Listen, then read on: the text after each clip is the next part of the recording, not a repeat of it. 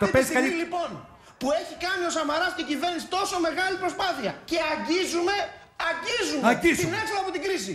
Θα πάμε να αυτοκτονήσουμε για το επίδομα γάμου. Γι' αυτό και πολλοί ορθώς τον ρώτησαν τον Άδωνη. Άδωνη, είσαι καλά? Είμαι καλά, μια χαρά είμαι. Είσαι σίγουρος ότι είσαι καλά? Μια χαρά, δόξα τω Θεώ. Γιατί το πρωί δεν σε είδαμε πάρα πολύ καλά. Καλέ, τι βλέπεις κανένα περίεργο, θα τρελαθεί κυρία μου, στο λέω εγώ. Δεν έχουμε άλλο να παίξουμε όλη μέρα, ψάχνουμε, βρέχουμε θέματα τον Άδωνη. Μόνο χθες, για να μην λέτε δηλαδή, όλη μέρα τι έκανε, πες τι έκανε όλη μέρα. Δείξε, παρακαλώ, όλη μέρα. 8 και 26 το πρωί. Γι' αυτό μην το συζητάμε καν στο ενδεχόμενο.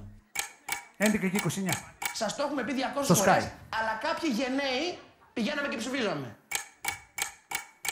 Έλα Χριστέ και Παναγία. Στην εκπομπή του. 6 και 4. Άδωνη, είσαι καλά? Είμαι καλά, μια χαρά είμαι. 10 και 20. Έχουμε όχι μπουκώσει. Έχουμε μπουχτίσει. Στο έξτρα. Από τους δημοσιογράφους. Από δημαγωγία από τους δημοσιογράφους. 10 και 12 και 30. Ίσως να είμαι και ο πιο μνημονιακός βουλευτής του Ελληνικού Κοινοβουλίου. Ολοκλήρωσε, παιδί μου.